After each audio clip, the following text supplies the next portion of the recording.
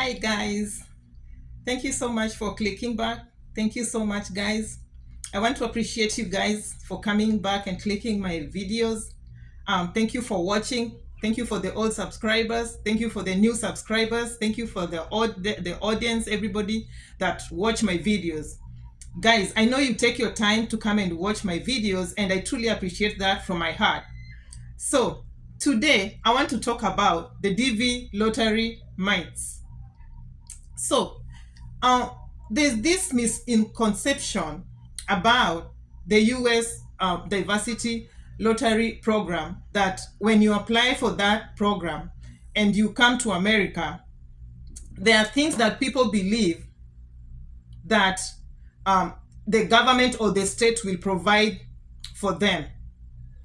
And today I want to highlight a few of the things that people have misconception about, and then we can see. I know there is a variety of them, but I want to highlight what I know. So, guys, after applying for the green card lottery, most people, when they are coming to America here, they think that, the way people say, greener pastures. Let me tell you one thing.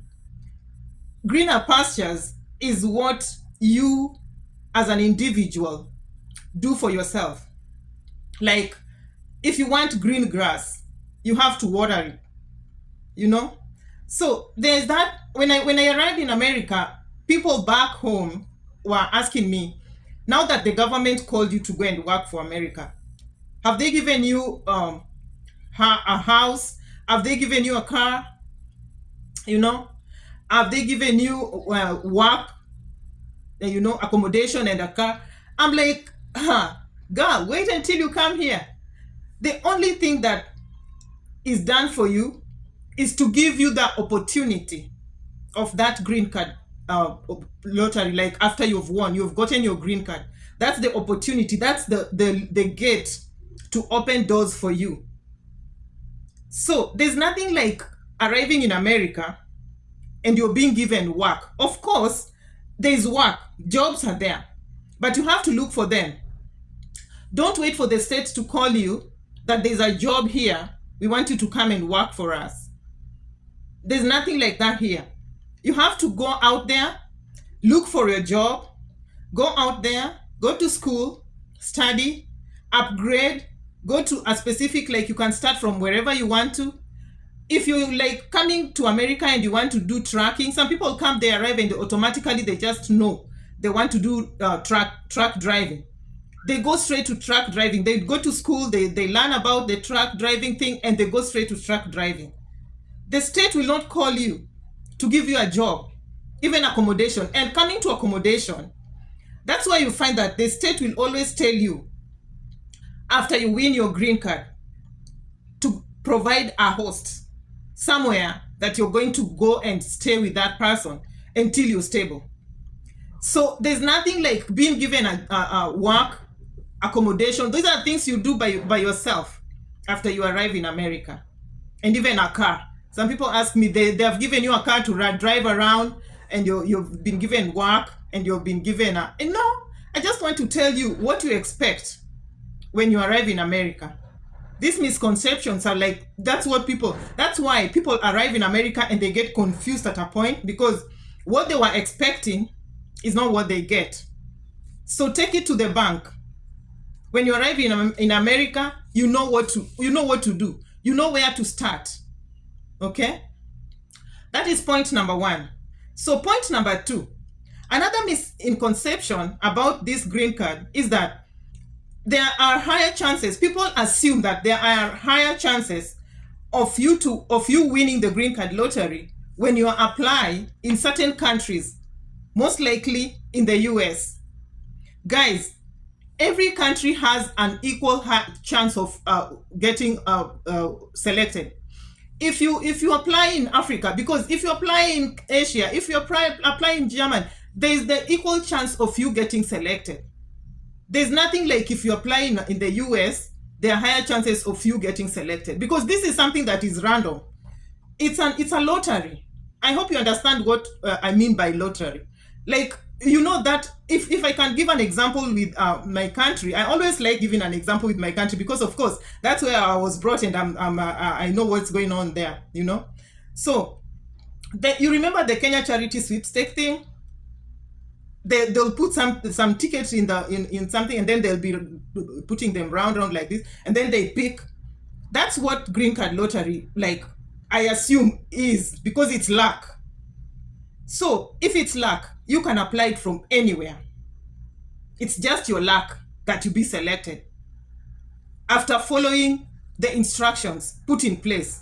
And that time now, after you've been selected, they'll be looking at what they told you to do and you did them right. That's when now you'll continue with the process. So there's nothing like, if I go, some people travel from, some people, they travel from Nairobi to Kisumu, or maybe from Kisumu to Nyeri, that somebody in Nyeri got the green card. Guys, there's no difference. This is luck. That person that applied in Nyeri was just lucky. I applied in Nairobi for 3 consecutive times. My family won. And there's no day we traveled out of Nairobi except for my son, who applied in Kisii and he still won. So these are things that you need to know. Don't start getting confused, traveling from one corner to the other, going to apply for green card, and you've left your luck maybe in Nairobi, and you're not somewhere in Nyeri, and your luck is not even in Nyeri. You're somewhere maybe in Kiambu, you're somewhere in Machakos, and your luck is not there. Just because you heard that somebody applied in Machakos and they got it, they got lucky, now you're running all the way to Machakos. Okay, that's point number 2. Number 3, the date and the time of registration, it doesn't matter. It doesn't determine your win. Anytime, I remember we applied, my son applied, I can't remember what time. We all applied during, it was daytime. Some people apply at night because, sometimes the computer, like, they just hang. So some decide to apply at night. But it doesn't determine your win, the time and date. Some people say that when you apply the first day, when the green card is just started, the very first day, you have higher chances of winning. Some people say in the middle of the month, maybe. Some people say at the end of it, But I always advise my audience that, please, don't wait until the last minute, because sometimes this computer will crash. And maybe that year was your year. It was the year of luck. So you wait until the last minute, the computer has crashed, you cannot go through. You sleep the whole night trying it, and it's not going through. So what happens? You just lose hope. So at least I think, just try and apply, but don't have that notion that when I apply in the course of this date or this time, I'll get selected. Guys, it doesn't work like that. See? So that's the third point that I want to put through. Time and date does not determine your win. You can apply any time, you can apply any date. Just leave God to do his work, because automatically you've been praying. The prayers that you pray every day are the prayers that are answered afterwards. It's not the prayer that you pray that time, right? So if you've been praying, you know that your luck is somewhere, and you just go and apply and have peace, and just pray and tell God to give you to open the doors for you. Okay? So some people, when America, like the state, or maybe they give instructions that apply once. This is a fourth point I'm bringing through. Please apply once. Some people go ahead and apply twice. They assume that it will increase their chances of winning. Guys, it doesn't work that way. It can even lead to your disqualification anyway, for your knowledge, for your information. If you apply once, because these people, the computers are very detective. They can detect that you applied. This is one and the same person. Even your face, it will detect. So maybe you'll be just throwing your chance away. If only you applied once, you could have won. Don't go there and apply maybe on this computer and apply on the other computer and you're doing stuff, because it will get disqualified. And at this point, you'll not even know that you got disqualified. So just put one application, do the right thing, the photo dimension, the looking like straight on the camera, no earrings, no chains, no like headscarves, all these instructions that they give. I think I've done a video about the instructions of the photo, but I'm not gonna get tired doing another video about it. So no, that's another point. So another point that I want you people to take in. I've started alerting you about these things because you people, I am praying God, and I know you people, most of you are looking forward to come. That's why we are here in this channel. So I want you to know these things on your fingertips, So there's that notion again that when only one spouse can enter or can apply for the DV lottery program. Only one spouse, and then they will be putting the other spouse's name on and after one spouse apply, the other one cannot apply. Guys, this is false. Both of you, if you're a husband, you can apply. Write the name of your wife as a spouse. Write the name of your kids, your children, if you have any. Submit the application. Your wife is there with you. She can apply as principal applicant. Write the name of your husband as the spouse. Write the name of the children as per instructions. And this again does not increase the chances of winning. Remember, I told you this is lottery and it's luck. Both of you can apply and nobody will be able to get it back or maybe to win. So it's not like a guarantee of you getting higher chances of winning if you apply as spouses. So, but it is not like false for you to apply for the two of you. Some people say that only one spouse can apply and then they will be writing the name of the other. No, both of you can apply. This is something like, it's an individual thing. It's an individual entrant. All right. So guys, another point. This is it's I think it's the last point I have, maybe or so. So people always think that after they win the green card, there's a guarantee for them to travel to, or maybe let me say, to immigrate to America. It's not true, guys. Number one, what you should know, after you win the green card, you've not gotten your visa. Your visa, you still have to process for you to get a visa.